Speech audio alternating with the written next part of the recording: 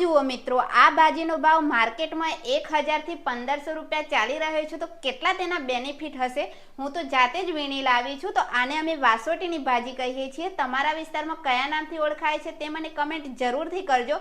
તો આમાંથી ભાજી કઈ રીતે બનાવવાની એ રેસીપી આજે હું તમારી સાથે શેર કરી રહી છું. તો ચાલો બનાવી લઈએ. તો હવે આપણી જે આ ભાજી છે તેને 2 થી 3 વાર ચોખ્ખા પાણીથી વોશ કરી લેવાની છે. સરસ રીતે ધોઈ લેવાની છે, કેમ કે તેની અંદર કચરો કે નાના જીવજંતુ હોય તે બધા નીકળી જાય.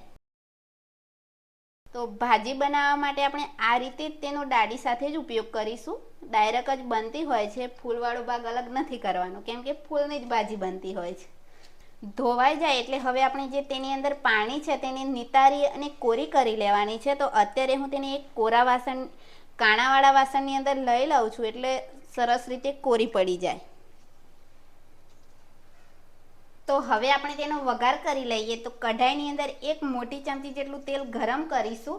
મિત્રો, આ જે ભાજી છે તે વિટામિન્સ અને પોષક તત્વોથી ભરપૂર હોય છે. ચોમાસાની શરૂઆત થાય એટલે ફક્ત 2 જ મહિના સુધી મળે છે. તો જેમને પણ મળી જાય તેઓ એકવાર જરૂર ભાજી બનાવીને ખાઈ લેજો. તેલ ગરમ થાય એટલે 1 ચમચી લસણ ઉમેરી તેની સાંતળી લઈએ.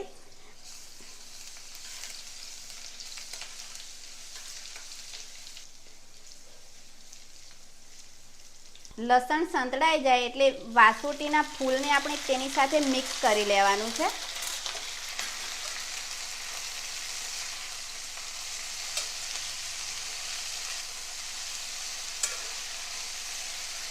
તો ભાજી જ્યારે ચડે ત્યારે તેની ક્વોન્ટિટી છે ને તે લગભગ અડધી થઈ જતી હોય છે. તો આ રીતે થોડી વાર હલાવી અને થવા દઈએ.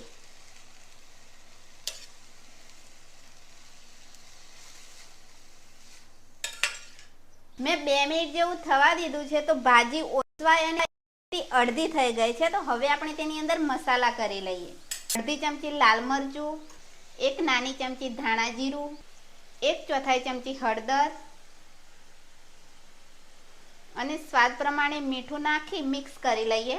તો આ ભાજી બનાવવાની રીતો ઘણી બધી અલગ અલગ હોય છે, પણ આજે હું એકદમ સિમ્પલ રીતે અને ઓછા મસાલામાં બનાવી રહી છું, કેમ કે સિમ્પલ રીતે બનાવીએ તો તેના જે બેનિફિટ હોય છે તે જળવાઈ રહેતા હોય છે અને આપણને પોષક તત્વો મળી રહે.